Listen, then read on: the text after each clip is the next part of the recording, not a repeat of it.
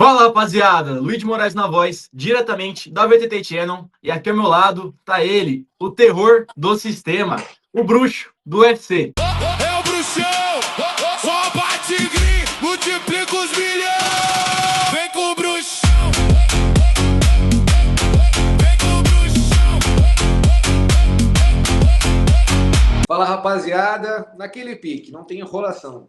Bora para as análises. Hoje o nosso vídeo vai ser analisar o card do UFC Sérvia, que vai acontecer dia 1 de agosto, neste sábado, que é Urus Med contra Daniel Rodrigues. Uma luta dos meios médios. E aí, bruxão, vamos começar a nossa primeira luta aqui então, da nossa brasileira Stephanie Luciano contra Marina Spasic. O que você espera deste confronto aqui, bruxão? Vamos lá. A Marina, ela pegou essa luta de última hora. Só está lutando, de fato, no UFC hoje, muito porque ela está estreando em casa e muito por conta dessa necessidade da luta. Porque, sinceramente, quando olha o cartel dela, ela não venceu nenhuma atleta, literalmente nenhuma atleta, que tenha ao menos uma vitória profissional. E ela, inclusive, ela conseguiu perder na sua penúltima luta para uma atleta que estava estreando no MMA profissional. Então ela é uma atleta de muito baixo nível ainda para o UFC. Não vejo ela oferecendo perigo para a Stephanie em nada. A deficiência maior da Stephanie vinha sendo o jogo de queda dela, o jogo de defesa de queda. Porque no strike, modelo de strike, essa menina é fenomenal. Ela é muito boa, muito plástica, tem bons golpes. O Muay Thai dela é de excelência. Então, em pé, ela é realmente muito boa. Só que ela tinha um gap ali na defesa de queda. Esse era o fator crucial do jogo dela. E ela já veio com boas melhoras. Já apresentou bons níveis de defesa de queda. E eu acredito que essa adversária dela não vai nem chegar a propor isso para ela. Essa adversária dela é uma strike. Ela tem esse jogo como predominante. Então, eu acredito que essa luta vai se desenrolar na trocação. E na trocação, a Stephanie é anos-luz à frente dessa atleta. Então eu vejo a Stephanie vencendo aí, botando água no chope de todo mundo ali, logo na primeira luta do card. Então tô com a Stephanie nessa. A próxima luta aqui, bruxão, Jovan Leca contra Alexandre Popek. O que você espera deste confronto aqui, bruxão? Cara, essa é mais uma luta que o alemão, o Alexander, tá pegando de última hora. E muito de última hora, viu? Inicialmente ele ia lutar contra o Max Gimenez, que é um brasileiro do jiu-jitsu, muito bom no jiu-jitsu, mas não sei se ele vai adaptar tão bem isso para o UFC, para o MMA, mas enfim, acabou saindo da luta e o alemão acabou pegando essa luta de última hora. O Leca é um cara que já lutou no Contender, acabou vencendo no Contender, mas não convenceu, acabou não sendo contratado, fez outras lutas fora, venceu todas as lutas e está tendo uma nova chance. O Leca é um cara muito bom. Eu acredito que ele não soltou o jogo dele ali no Contender Series inicialmente, muito por conta disso que ele não foi contratado.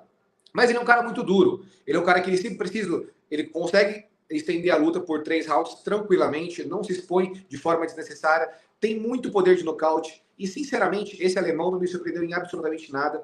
É um cara que na trocação ele é muito assustado. Ele é um cara muito grande, ele provavelmente deve ser muito forte, mas ele não me brilhou os olhos em absolutamente nada no modelo de striking, não tem entradas de quedas boas, não tem um grappling de altíssimo nível, nada, absolutamente nada que eu veja e falo assim, cara, ele pode oferecer algum perigo pro Leca. Não vejo. Vejo o Leca passando literalmente o carro nessa luta, muito por conta também que esse cara tá pegando luta de cima da hora, e mesmo com o camp completo, eu não vejo que ele faria frente com o Leca. O Leca é um cara realmente muito bom, e eu acredito que ele vai mostrar isso no UFC de agora, e eu acredito que ele vença, e vença bem na sua estreia. Excelente, bruxão. Próxima luta aqui, um cara que vai estar representando a Sérvia, Borislav Nikolic contra Mark Vologidin. Cara, é mais uma luta que acabou de pegar de última hora. Esse cara assumiu o Josias Mussassa estava para pegar o Vologdin, acabou saindo da luta, o Sérvio aceitou de última hora e estão cotando esse cara como um grande favoritismo. Cara, o Vologdin é um cara, ele parece um T-Rex, cara. Ele tem os bracinhos curtos, ele precisa encurtar muito para poder conectar os golpes dele.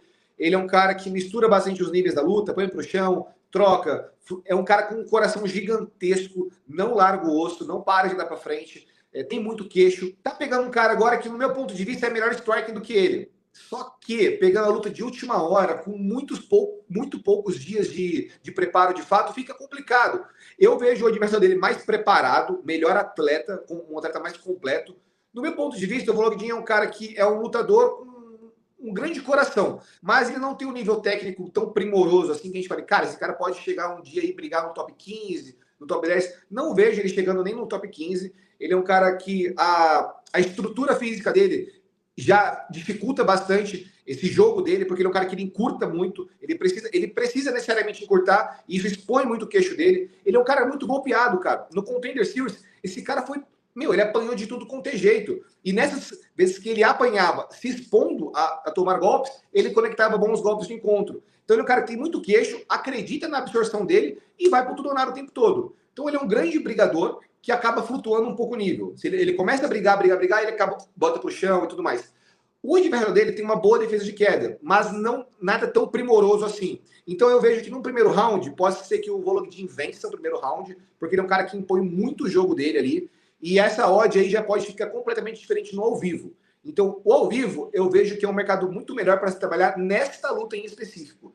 É uma luta muito delicada, não arrisco a dizer quem vai vencer. No meu ponto de vista, um palpite mais consciente, eu colocaria que essa luta passe de 1.5 rounds, muito por conta do queixo de ambos, muito por conta do jogo de velocidade dos dois. Então, tô com 1,5 rounds aí. Não arrisco a dizer quem vai vencer, porque é uma luta bastante delicada e teria um palpite jogado aqui. Próxima luta aqui, bruxão. Nina Milosevic contra Hailey Cowan. O que você espera deste confronto no peso galo feminino, bruxão? Cara, essa Nina ela é muito boa. Ela tá lutando em casa também.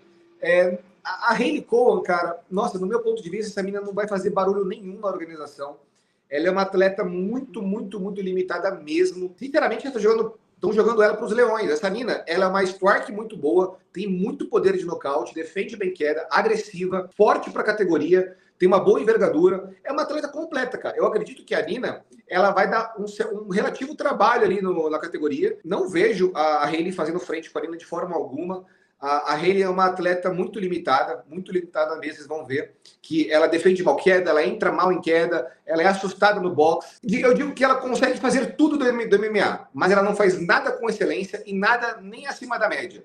Tudo que ela faz, ela tira nota média, ela é linha de corte, digamos assim. Não vejo ela sendo uma atleta do UFC. Ela só está na maior organização muito por conta de hoje o baixo volume de atletas de ponta para a categoria feminina. Mas acredito que essa agora seja uma linha de corte muito alta para ela. Vejo ela perdendo essa luta, acumulando mais uma derrota. Possivelmente será cortada ou mais uma luta aí e já cortam ela. Não vejo essa atleta com nível de UFC.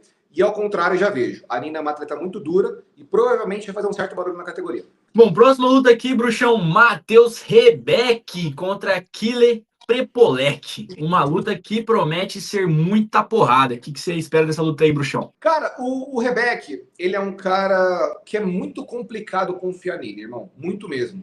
Ele é um cara que tem um QI de luta extremamente duvidoso. Ele consegue tomar decisões que custam a luta para ele. Vou dar um exemplo agora. A luta contra o Gordon Dawson. Ele estava nitidamente melhor que ele após o primeiro round. Conectou boas mãos, quase apagou as luzes do Gordon Dawson. E esse cara tenta quedar o Gordon Dawson, sabe? Eu acho que tá tão enraizado no jogo dele, esse jogo de troca, briga, por queda, que ele faz isso até quando ele não precisa e até quando ele não tá realmente bom nesse fundamento naquele dia, ou é um atleta que é melhor do que ele nesse fundamento. O QI de luta conta muito para atletas, muito mesmo. Entretanto, eu vejo hoje que o Kyle é o cara mais fácil que já lutou, cara. Deram atletas muito mais duros para ele, e ele performou relativamente bem. Muitos podem falar, pô, bruxo, ele venceu do Urubai. Cara, o Urubai fez a última luta dele contra o Rebeck naquela categoria. Ele já não estava conseguindo mais bater o peso. O Urubai deu a vida, mas ali ele não estava realmente conseguindo aplicar o jogo dele. Possivelmente o corte foi brutal para o Urubai naquela luta. Tanto que, posteriormente, ele subiu de categoria. Olha o que o Urubai está fazendo na categoria. Então, eu acredito que naquela luta, falar que ele venceu o Urubai não fica tão honesto assim. Eu acredito que ele pegou uma versão muito limitada do Urubai e acabou vencendo, e foi uma decisão dividida em luta da noite. Não vejo hoje o Rebeck perdendo para esse cara, muito porque o Kyle não entrega algo tão perigoso assim. O que o Kyle pode entregar? Uma trocação? Eu vejo que na trocação o Rebeck é melhor, é mais contundente, encurta melhor. Para nocautear esse cara, vai dar um trabalho gigantesco. Esse cara toma porrada e não apaga, não para de dar para frente. Então é um cara que ou você apaga as luzes dele, ou você finaliza, ou ele vai continuar na tua cara, andando pra frente, te afogando. E contra o Kyle, cara, o que o Kyle pode entregar pro Rebeck? Não vejo nada de uau. Ele vai tentar quedar o Rebeck? Cara, muito difícil botar esse cara pro chão. Centro de gravidade baixo, um bom nível de wrestling.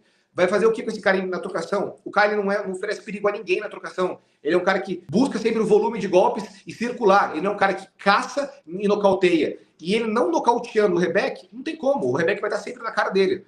Então, é uma luta que eu não levo tanta confiança assim no Rebek, muito por conta disso, porque ele é um cara com baixíssimo QI de luta, já deixou de vencer lutas que estavam na mão dele, então é um cara que eu não confio.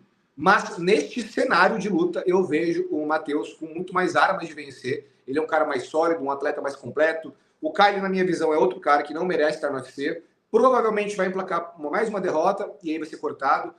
O Rebek, mesmo vindo de derrotas, ele veio de derrota, é a famosa pergunta, perdeu, mas perdeu para quem? Então, ele perdeu para bons nomes, perdeu de forma dura. Então, ele é um atleta que entrega realmente, sempre luta dura, independente para qual atleta ele está lutando. Não confio no Matheus, ponto. Mas é uma luta que eu vejo um leve favoritismo ali para ele vencer, muito por conta do baixíssimo nível do Caio. Denis Buzikja contra Bogdan Grad. O que você espera desse confronto aqui, Bruxão? Vamos lá. Novamente, dois atletas que não me despertam grau algum de confiança. O Bogdan Grad, ele é um brawler, ele é literalmente um brawler, ele vai para a briga o tempo todo, pouca técnica. É difícil falar a palavra pouca técnica, porque ela pode ser mal interpretada. Quando eu digo pouca técnica, eu estou comparando ao alto nível do UFC. Eu não estou dizendo que ele é um atleta ruim, porque não tem como ele ser. Ele está dentro da maior organização. Então eu estou sempre comparando a outros atletas. No meu ponto de vista, ele não tem um nível alto ali de trocação técnico. Ele é literalmente um brawler. Ele vai para a briga e seja o que Deus quiser. Ele tem boas entradas de queda, um leve controle posicional. Não é um cara que tem um extra em cadeia muito bom. Se ele não consegue uma queda, ele já volta. Ele não faz aquele modelo de não conseguiu uma, tenta outra, tenta outra. O modelo de wrestling em cadeia, para quem não é familiarizado, é quando você entra num single leg e faz a variação para o double, ou do double para o single, e fica sempre buscando algumas entradas de quedas até realmente conseguir botar o cara para o chão. Ele não é um cara que faz isso, ele é um cara que, se ele não conseguir a primeira entrada de queda, ele vai voltar, recuar e vai trocar porrada. Ele é um cara que encurta, e na curta ele se sente confortável. Ele é um cara que consegue se sentir confortável nessa pequena aproximação. Muito porque ele realmente tem um bom queixo, ele aguenta bastante porrada, mas ele se expõe bastante. A gente viu que quando ele fez isso contra o Riley, cara, foi um abraço. O Riley conectou uma no queixo dele que apagou as luzes dele na hora. E ele já tinha vencido o primeiro round do Riley.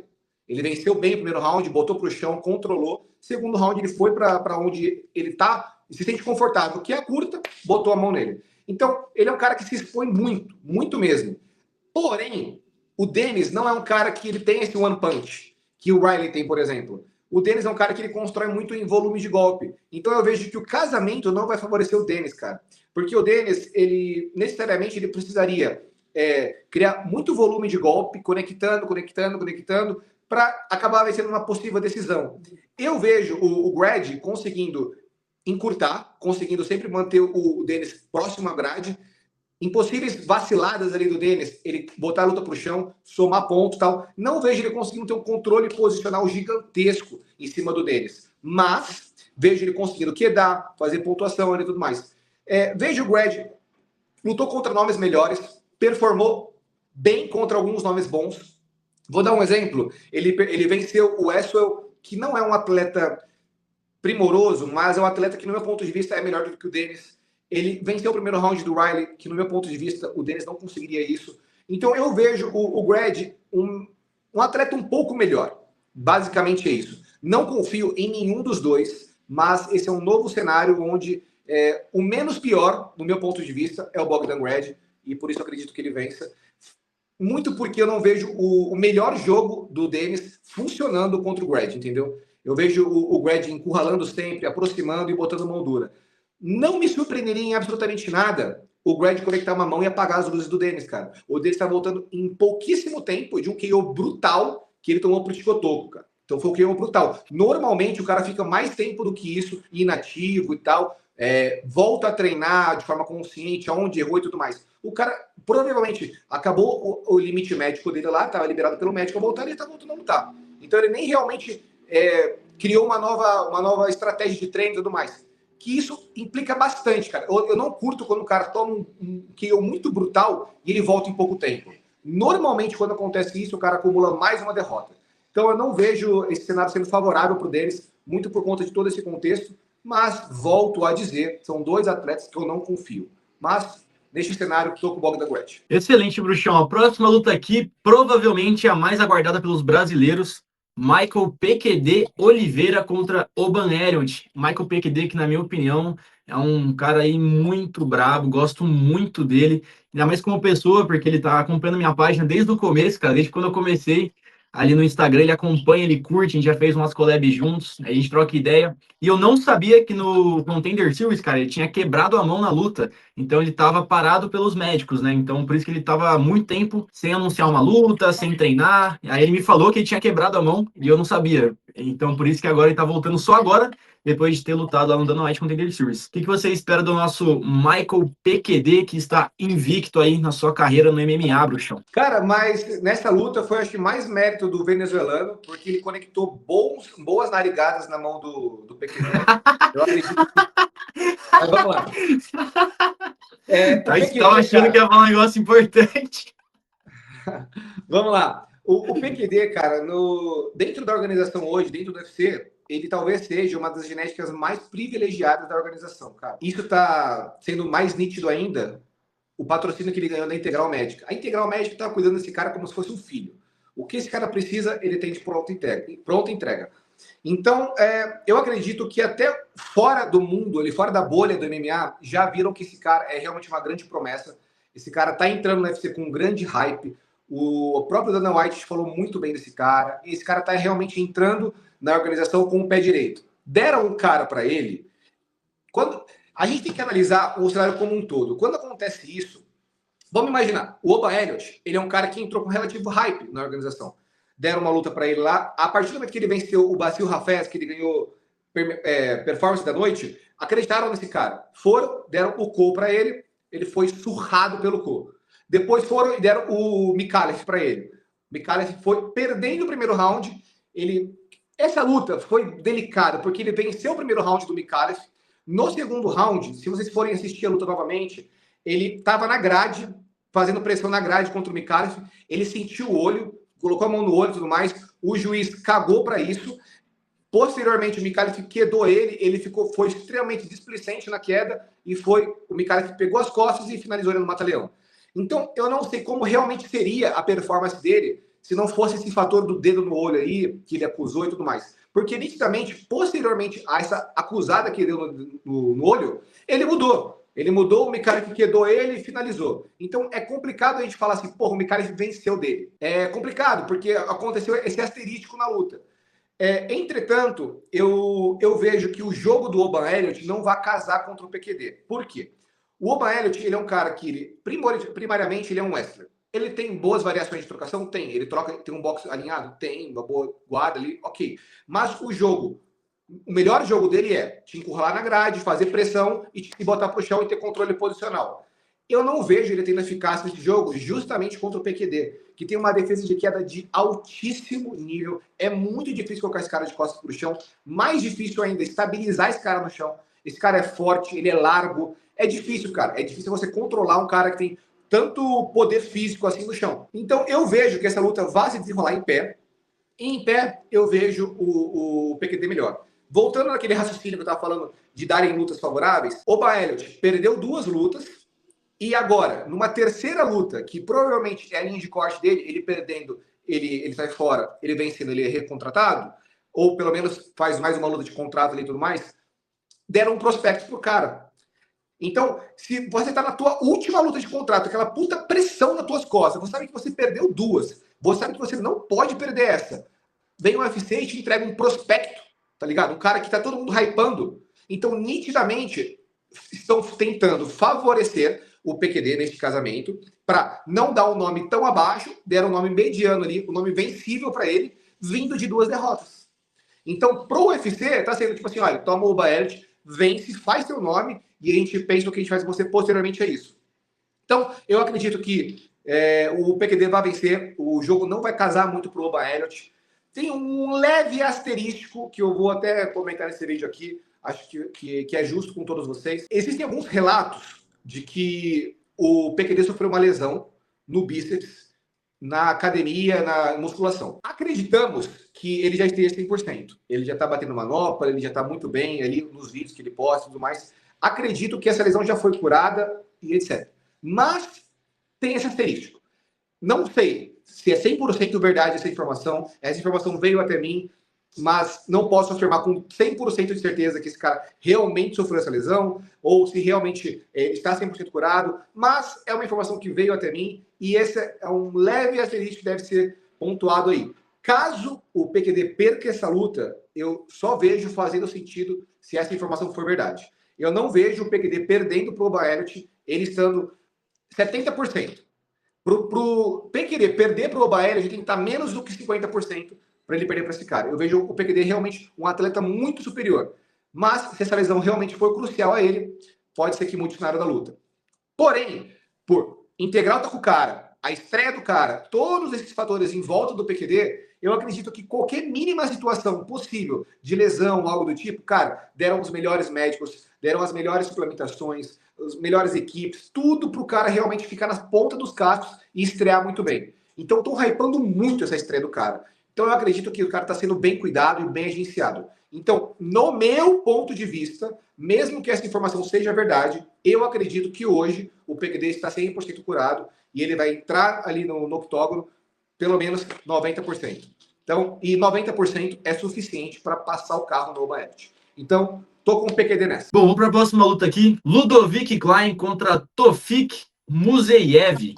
O que você espera dessa luta, Bruxão? Estão colocando o Ludovic Klein como um grande locker para este confronto e, sinceramente, eu não vejo esse grande favoritismo. O Tofik é um cara muito, muito, muito duro mesmo. Ele é um cara que ele estreou no UFC contra o Orobai e o Orobai tirou ele para nada no primeiro round. E aí colocaram esse cara como nada. Mas, ele é realmente muito duro. E aí ele teve uma outra performance contra o Bahamondes e, cara, ele tratorou o Bahamondes. Ele realmente mostrou níveis naquela luta e mostrou do que ele é feito. Ele é um cara que defende muito bem queda, ele entra em queda muito bem, mas ele é majoritariamente um striker. Que o Klein é um cara que ele é muito forte para a categoria, ele se encontrou nessa categoria agora, ele realmente é muito forte, tem um controle posicional muito bom, só que ele depende muito do jogo de queda dele, desse controle isométrico que ele faz. Na última luta que ele venceu o Matheus Rebeck. Entretanto, no segundo ou no início do terceiro round, ele quebrou a perna. Então, ele ficou o terceiro round inteiro com a perna quebrada. Tanto que ele comemorou a vitória com a perna sentado. Ele já não estava mais conseguindo nem pisar no chão. Então, necessariamente, esse cara deve ter ficado um bom tempo inativo, por volta aí de... eu chutaria no mínimo entre 6 a 8 meses de inativo, e o cara tá voltando a lutar recentemente. Então ele não teve realmente um grande período de treinamento para ele voltar no melhor nível do Ludovic Klein. Ele é um cara que está muito tempo inativo, voltou a treinar, possivelmente, faz o quê? 3 ou 4 meses que esse cara deve estar treinando. Então eu não vejo ele hoje entregando a melhor versão dele, e o contrário já não se aplica. Eu vejo o Musaev entregando a melhor versão dele. Veio de uma puta performance. Ou foi luta da noite, ou foi performance da noite que ele ganhou nesse confronto. Ganhou o bônus, então o cara tá mais motivado. Provavelmente o cara vai vir para fazer uma grande performance. Então, caso o Klein não consiga uma queda no Musaev, cara, essa luta vai ser muito difícil. Muito difícil mesmo. O Klein, quando ele não consegue quedas, ele não tem um jogo de striking tão primoroso assim para não ser nocauteado, para não acumular muitos danos. E o jogo de Wesley é um jogo que ou você faz ele todos os dias, repetidamente, e aquilo fica enraizado em você, ou você não tem boas performances. Quer que eu dou um exemplo claro aqui? O Belal Muhammad. A partir do momento que ele parou de treinar com o clã do Khabib, ele já não conseguia desenvolver mais o Wesley dele, porque aquilo já não estava mais enraizado. Um outro exemplo, a Cortez não estava treinando com tanta eficácia o que ela treinava de Wesley para essa luta contra o Weili Zhang. Contra Zhang não, contra Kong Wang. Não aplicou o jogo dela, não conseguiu, entrava em queda de uma forma ridícula, você vê que ela não tinha mais tempo de queda. E quando você está na maior organização, ou você tem o tempo exato da queda, ou ela não vai funcionar. Porque do outro cara, você sabe que o cara tem uma defesa de queda incrível, então para quedar aquele cara, não é simples. Então, ou o Klein vai estar com uma entrada de queda impecável, que eu não vejo isso acontecendo, vejo que essa não será nem de perto a melhor versão do Klein. Provavelmente o Klein vai estar ali nos seus 60%, 70%, voltando a realmente performar bem, criando novamente ritmo de luta. Então essa é uma luta que eu tô com o underdog, tô com o Musaev. Acredito que ele vem para vencer essa luta, negando o jogo de entrada de queda do Klein e botando mão dura. Não me surpreenderia essa luta ficar 3 rounds de controle de distância de ambos. O Klein com receio de entrar e o Tofik também com receio de entrar para não tomar queda, e os dois ficarem ali naquela longa distância, e o Tofik conectando, saindo, fazendo um jogo similar ao que ele já fez com outros atletas que propunham um jogo de wrestling contra ele. Então eu acredito que nesse jogo de movimentação e 3 rounds ainda, cara, não vejo o Klein conseguindo ter gás para fazer isso, muito por conta de todo o cenário de estar voltando, período nativo e tudo mais. E do outro lado, tem uma equipe inteira trabalhando justamente para isso. Sabem da inatividade do Klein, sabem que o cara sofreu uma lesão, não foi uma simples lesão, o tempo de recuperação não é fácil. O cara, depois que volta a treinar, o cara não volta a treinar e já volta em alta performance, cara. O cara voltou a treinar, o cara demora para pegar gás de novo, o cara apanha muito tempo na academia. O condicionamento físico, o cara vai por água abaixo. Gás é uma coisa que demora muito para você pegar na academia de novo. Então, eu não vejo tempo hábil para o Ludovic Klein apresentar uma boa performance. Então, por esses pontos, eu estou com o underdog, então eu estou com o Tofik Musayev. Bom, próxima luta aqui, Bruxão. Vlasto Cepo contra Gilbert Urbina. O que você espera dessa luta, Bruxão? Cara, esse cara tá complicado de nomes, mas vamos lá. O Urbina, ele é um cara que, do meu ponto de vista, ele também não tem material para estar no UFC. Ele é um cara que não oferece perigo a ninguém que ele luta. A única boa performance que ele teve foi contra um cara que já nem tá mais no UFC. Ele acabou conectando uma boa mão no Urus Medic no primeiro round, deu um knockdown no Urus, mas depois o Urus foi e nocauteou ele. Então ele é um cara que, eu diria que ele tem talvez um bom primeiro round, mais do que isso não. E contra o Cepo, cara, vai ser complicadíssimo. Esse cara é um tanque de guerra. Ele é extremamente forte, ele bate de forma extremamente agressiva, só que ele é um cara que se expõe muito, cara. E eu não gosto de atletas que se expõem do nível que ele se expõe. Porque, cara, é uma boa mão conectada, é um abraço. Ele teve boas performances fora do UFC. Agora, entrando na maior organização, é complicado. Não sei como que vai ser a performance dele. O Urbina, mesmo perdendo, enfrentou melhores nomes do que o Cepo. O Cepo muito provavelmente está com essa odd de mercado, porque o Urbina está vindo de várias derrotas e o Cepo está lutando em casa. Muito por conta disso. Mas o Urbina é o melhor nome que o Cepo já pegou na vida. Agora, pro Urbina, o Cepo não é o melhor nome que ele já pegou. Então, é complicado essa luta. Eu tô com um leve favoritismo no Cepo, porque eu acredito que o Urbina, ele tem um queixo de vidro, cara, botou a mão nele, ele apaga, e o Cepo é um cara implacável, é um cara que vai realmente para apagar as luzes. Então, é uma luta que claramente não vai para os 3 rounds, claramente ela vai acabar antes do apito final, mas como um palpite, eu tô com o Cepo e acredito que ele vence por um KO relativamente rápido, colocaria ele no primeiro round. Mas também não me surpreenderia absolutamente nada. Ele vai, se expõe pra caramba, toma uma mão do Urbina e apaga, cai babando. É uma luta complicada. Um cara é muito forte, mas se expõe muito. E do outro lado, a gente tem um cara que nem merece estar na UFC. Essa é a grande verdade. Então é uma luta delicada. Meu palpite mais consciente, que a luta não dura 3 rounds, acaba antes do apito final. Mas como um leve palpite, tô com o Cepo também. Boa, Bruxão. Próxima luta aqui, Dusko Todorovic contra Robert Valentim. O que você espera desse confronto?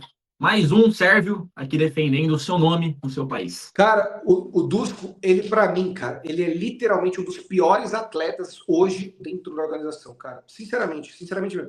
Eu acho esse cara um dos piores atletas. Coincidentemente, esse cara tem vários títulos fora na trocação. Esse cara é um bom atleta de combate. Mas não performa bem no UFC, cara. Ele é um cara que não tem coração. Ele é um cara que... O único nome que ele venceu nas últimas lutas foi o Medina, cara. Que, tipo, entendeu? Eu acredito que essa luta colocaram ele no card muito por ele ser da casa. O Valentim é um outro cara que teve performances ruins. Mas se a gente for ver, ele performou de forma ruim contra quem propôs jogo de queda com ele. Quem colocou ele no chão e ficou fazendo esse controle isométrico. Ele cansa, não consegue mais colocar o jogo, emplacar o jogo dele de striking e acaba perdendo. Mas ele é um cara que oferece ele é um cara que tem coração, mesmo de costas para o chão, ele fica ali oferecendo perigo, tentando levantar, ele não é um cara que fica igual um pato de costas para o chão. Então, eu vejo que mesmo o Dusko buscando variações de queda, controle posicional, não vai funcionar nessa altura do campeonato contra o Valentim. É um cara que já mostrou evolução nesse jogo de queda, inclusive na última luta dele, ele mostrou uma grande evolução. Vejo o Valentim mais preparado, um atleta melhor, um atleta que já enfrentou nomes melhores. Mas é uma luta que, cara, eu também não confio nos dois, cara. Também, pra mim, são dois atletas abaixo da média. Mas eu tô com o Valentim. Eu acredito que o Valentim, ele é um cara mais perigoso. Eu acredito que ele vai oferecer mais perigo em pé e mais perigo no chão. Muito provavelmente, a gente vai ver o Dusko buscando jogo de queda, que não é o melhor dele. Ele é um striker melhor do que ele é um wrestler. Só que, explorando a falha de jogo do Valentim, seria inteligente da parte do Dusko buscar variações de queda. E aí a gente vai ver como é que o Robert vai performar. O Robert negando a primeira, negando a segunda entrada de queda, cara, vocês podem comprar o Valentim tranquilamente no ao vivo. Agora, isso não acontecendo, o Dusko colocando uma entrada de queda e o Valentim já caindo, aí fica complicado. Mas, mesmo vamos imaginar um cenário onde o Dusko controle o primeiro round por completo. Eu não vejo o Dusko um cara que consiga fazer esse mesmo jogo durante 3 rounds. Porque é um jogo que necessariamente impõe um condicionamento físico gigantesco e o cara precisa estar muito adaptado a esse tipo de jogo. E, cara, não vai ter um Valentim do outro lado ali que vai tomar queda e ficar parado de costas pro chão. Vai ser o cara que vai tentar o tempo todo levantar. E nesse cenário, o Valentim tomando queda, levantando, tomando queda, levantando, cara, o Dusko não vai conseguir fazer isso por mais que um round. Então, caso, mesmo acontecendo um cenário onde o Valentim, onde o Dusko consiga queda e um controle posicional durante o primeiro round inteiro, ele vem outro atleta para o segundo round. E um outro atleta ainda para o terceiro round. Então eu vejo que mesmo o Valentim não pegando o Dusko no KO ou na finalização no primeiro round, ele pode pegar no segundo ou no terceiro. Então, não vejo jogo pro Dusko, sabe? Ele pode quedar, pode, mas não tem controle para 3 rounds. E em pé, eu vejo o Valentim melhor. Então, em qualquer área da luta ali, eu vejo que o Valentim pode oferecer mais perigo. E em algum momento, ele pode pegar o Dusko e apagar as luzes. O que me faz... É que eu não gosto de comprar caras que estão lutando dentro de casa, entendeu? Tem esse fator aí e tal. Mas, cara, o Dusko é um cara que, pra mim, não tem nível de UFC. Então, eu tô com o Valentim nessa, acredito que ele vença. E vença até bem. Eu acredito que ele vença até bem o Dusko. Se tudo acontecer como eu tô imaginando, ele vai vencer bem o Dusko. Bom, Bruxão, próxima luta aqui, Alexander Rakik, tá vindo de 4 derrotas seguidas no UFC contra Marcin Tybura. O que você espera dessa luta aqui, Bruxão? Esse choque de carretas no peso pesado. Vou falar primeiramente que o Alexander, ele tá subindo de categoria. E existe um grande problema quando se trata da categoria peso pesado. O Volkov deu uma declaração uma vez dizendo que a categoria peso pesado ela é praticamente como um outro esporte, fora do UFC. Então não dá para você comparar um cara subindo do peso leve, ou um cara subindo do meio médio, ou um cara subindo do, sei lá, de qualquer categoria subindo. Muito porque quando você sobe da meio pesado para os pesados, é um gap gigantesco, entendeu? E o cara pode até subir, mas tem que fazer exatamente como o Joe Jones fez. O Joe Jones teve um puta tempo de preparo e ele dava declarações falando isso. Então, assim, estou subindo peso pesado e o meu corpo ainda não é um corpo de peso pesado. Não basta você ganhar carcaça. Ah, bruxo, o Rakit em off é um peso pesado. Tá, ok, mas ele não mantém aquela carcaça o tempo todo. Ele tem que necessariamente cair para poder bater 93. Então, o cara que poderia pesar 115, 120 em off, o cara fica ali próximo para não ter que ter um corte tão brutal assim. Então, quando o cara sobe dos 93 pro peso pesado, neste curto período de tempo, eu não vejo ele subindo com tanta massa assim, forte realmente para a categoria. Provavelmente ele vai subir, ele vai ser um meio pesado, lutando em cima da hora, lutando em off. Tipo, sem bater o peso. Praticamente isso. O Rakit, cara, é um cara que é muito bom, alto, privilegiadíssimo na sua genética, mas tá vindo de 4 derrotas, tá vindo de um KO brutal pro Murzakanov. O Tybura é um cara que faz um antijogo muito complicado, ele gruda na grade. Se ele conseguir uma queda no Rakit, é muito difícil tirar esse cara de cima. Ele é pesado e ele vai impor muito o condicionamento físico dele ali de peso em cima do Rakit. Então é uma luta muito delicada. Eu não confio absolutamente nada no Tybura. Para mim, ele é um cara que já deveria ter sido cortado do UFC já há um bom tempo, mas deram bons nomes que faziam sentido pro jogo dele. Deram o Jonathan Diniz ali, que não tem chão. Foi lá, botou pro chão, acabou vencendo. E ele quase apagou as luzes do Tybura, cara. Foi um detalhe que ele não apagou as luzes. Ele escolheu ir pro chão naquela luta e ele foi raspado pelo Tybura, entendeu? Então, no modelo de striking, eu acredito que o Rakit vai passar o carro no Tybura. Se as lutas ficarem em pé, muito provavelmente o Rakit consiga apagar as luzes do Tybura. Mas é aquela coisa, não dá para confiar no Rakit. É uma nova categoria, não sei como ele vai se apresentar. Nunca vi esse cara lutando no peso pesado. Ele tem carcaça para peso pesado? Ele pode ser um peso pesado legítimo? Pode, mas não justamente para essa luta. Ele pode vir a ser um peso pesado daqui a um ano. Bom, beleza, o cara tá com uma carcaça realmente de um peso pesado. Mas tem outro porém, eu não vejo também que ele precisa necessariamente estar com uma carcaça de peso pesado para vencer o Tibura, sabe? No meu ponto de vista, o Rakitic de antigamente venceria o Tibura com 93 quilos, sabe? Batendo 93, subindo lá e venceria o Tibura. Agora, o Rakitic de hoje, cara, não sei, mano. Ele é um cara que tá vindo de muitas derrotas. Não sei se ele tá motivado a estar na organização ainda. Não vejo se ele almeja alguma coisa. Então é complicado você acreditar num cara que tá vindo numa sequência tão grande de derrota. Porque isso abala muito o psicológico do cara. E aí o cara dá esse all-in na vida. O cara fala, porra, mano, minha única chance de permanecer no UFC é dando um all-in. Vou subir de categoria. E normalmente, quando isso acontece, o cara toma taca, mano. É mais da metade das vezes que acontece esse cenário específico, o cara vindo de derrota, sobe, perde.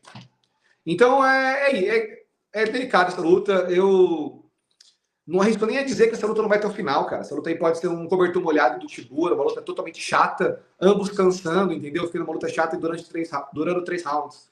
É uma luta que, sinceramente, eu não vou nem opinar. Tô de fora dessa luta, uma luta muito complicada. Se fosse para colocar... Porra, cara, é literalmente um leve palpite, rapaziada. Eu colocaria o Rakitic, porque o Tibura, para mim, é um atleta muito, muito ruim. Mas...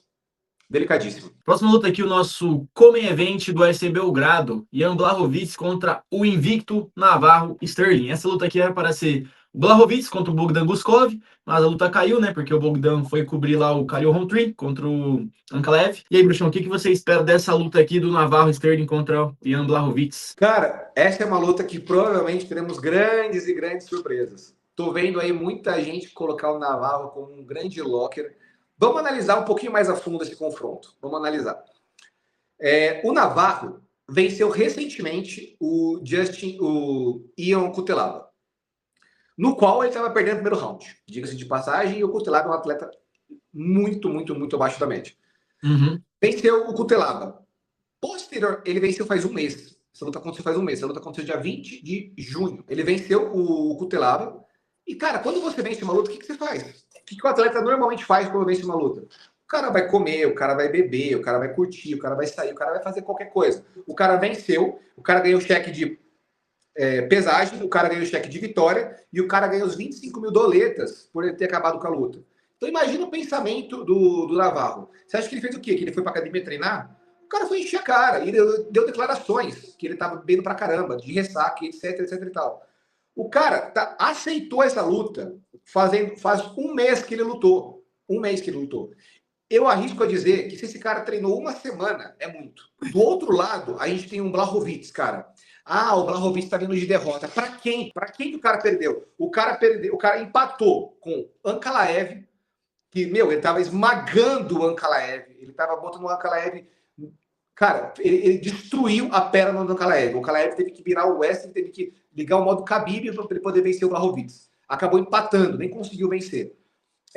Depois deram para ele o Poatan, depois deram para ele o Carlos Huber, né? Foi o Carlos Huber, e depois ele perdeu pro Bogdan. Cara, no meu ponto de vista, ele contra o Poatan foi decisão dividida. Contra o Carlos Huber, eu vi vitória do Blachowicz ao vivo, cara. Ali foi uma margem de interpretação mínima. E, cara, o Carlos Huber, nada mais, nada menos que é o campeão da categoria. Então, ele fez luta dura com todos os grandes tops da categoria. Todos. Mesmo depois de velho. E agora vem o Navarro, que é um cara que relativamente é bom, é um cara técnico, só que ele é um cara muito cru no MMA ainda, cara. Ele é um cara que tem pouquíssimas lutas profissionais. Ele é um cara que estreou recentemente no UFC, não enfrentou absolutamente ninguém relevante ainda. O melhor nome que esse cara pegou foi o Ion Cutelaba, que acabou perdendo ainda o primeiro round pro Cutelaba. Então, olha, de verdade, ainda mais esse cenário que o Navarro tá pegando a luta de cima da hora, vindo de uma vitória, bebendo, zoando, enchendo a cara, aceitando uma luta contra o Blachowicz, cara, de última hora. Meu irmão, o Blachowicz é um cara extremamente experiente, cara. Eu vejo o Blachowicz vencendo essa luta. Tô indo contra a maré aí. Muitos estão colocando o Sterling de grande locker. Não vejo dessa forma. Posso queimar minha língua? Até posso, porque esse cara pode se mostrar um grande top contender aí. Pode realmente mostrar do que ele é feito. Ir lá e tirar pra nada. Que eu acho bem difícil. Ninguém até hoje, tirou o Blachowicz pra nada. Todo mundo que venceu do cara venceu uma decisão de uma forma muito apertada. Então, o único que venceu ele por finalização foi o Glover Teixeira. Então, eu sinceramente estou com o Blachowicz nessa. Acredito que ele vença por uma decisão apertada ali. Apertada não, eu vejo que ele vai fazer um controle de 3 rounds ali, botar na experiência mesmo. Buscando variações de queda. O Navarro é um cara que é quedável, não é difícil quedar esse cara, ele já mostrou muita deficiência nesse tipo de jogo. Então, tô com o Blachowicz nessa. Vamos para nossa última luta aqui, Bruxão, nosso main event do UFC Belgrado. Urus Magic contra Daniel Rodrigues. O que você espera deste main event do UFC Belgrado, Bruxão? Vamos lá. Para começar, para quem não sabe, o Daniel Rodrigues ele foi preso no ano passado por entrar com 27 gramas de maconha na fronteira dos Estados Unidos com o México. Ele foi preso em Tijuana. Ele ficou 8 meses preso. 8 meses. Ele foi solto recentemente. Tem até vídeos dele treinando dentro da cadeia e tudo mais. Acabou fazendo algumas amizades ali. Um cara meio que apadrinhou ele. Deram algumas coisas para ele treinar e ele se manteve treinando dentro da cadeia. Um cara que ficou inativo, preso, posteriormente à vitória sobre o Kevin Holland, cara, não tem como ele performar bem.